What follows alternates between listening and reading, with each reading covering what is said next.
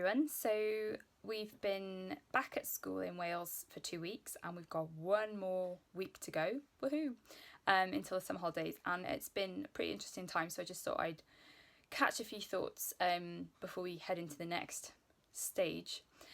So in my school, I'm working in a secondary school, and we've basically had one year group in per day of the week.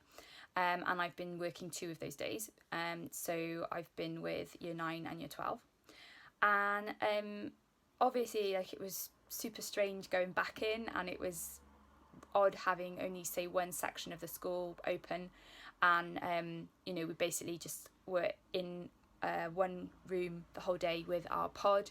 And then we obviously had our breaks and a lunch break, and then outside time structured throughout the day, staggered with other pods, and we could go on the field in those times. The weather's been a bit mixed, so it was really cold when we went in because we have all the windows open, so even though outside it's actually not too bad, when you're sort of sat and you're still and the windows are wide open and it's blowing a gale out there, it was really freezing.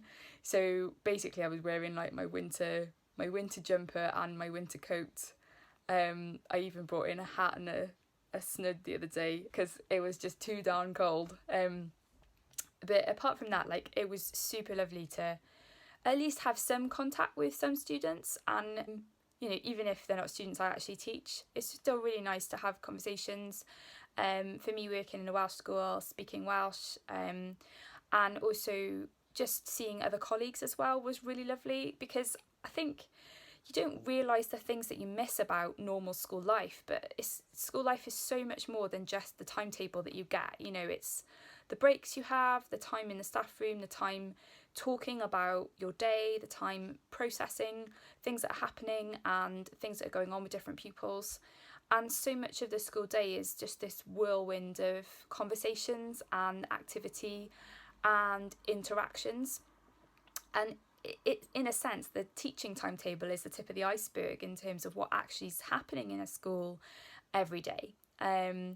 So to sort of get a taster of that back was really nice, and it definitely helps you feel more prepared for going back into work in a more normal way. If not the word normal can ever be applied anymore, I don't even know.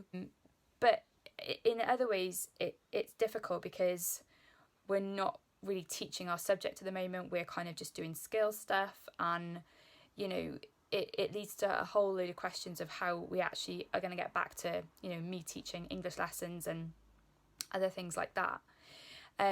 So I think as a school, our senior leaders had worked super hard to make everything possible, and the students who did come in were really I think really glad to be in. And I think I was talking to my mum and she was like, it's broken the ice, and I think that's really true. If you have months away from routine and from work, you do need to break that ice and ease back in gradually. And these few weeks, even if it's only 3 weeks at the end of term in the summer, it has still provided a really good icebreaker and started to get us back into things.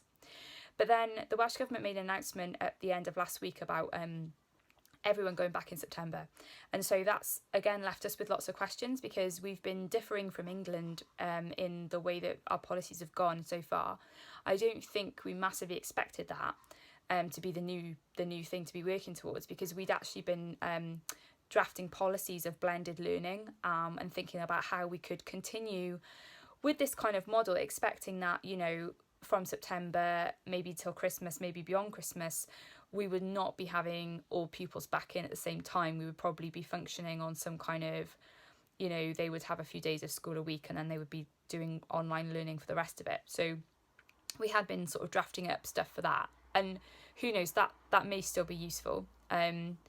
But if now we are basically doing away with social distancing between students and we are going back to normal, I think that's left a lot of school staff in secondary feeling really confused, because for primary you can see how that would work.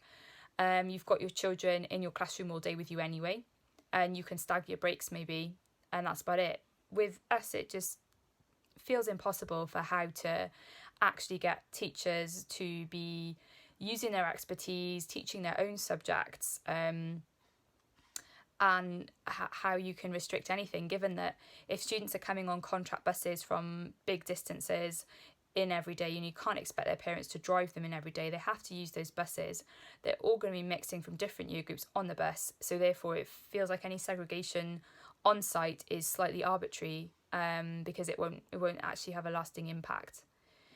So I think it's made a lot of us feel a little bit flummoxed as to how that's going to work. And I also feel really sorry for school leaders, because we're on the cusp of the summer holidays, they need a break, and now they've been given this announcement which has basically kissed goodbye to their summer, because they're going to have to do a lot of figuring out of what that means. And I know the Welsh Government's giving guidance on Monday, so hopefully that's going to make things clearer for us, particularly for a secondary context.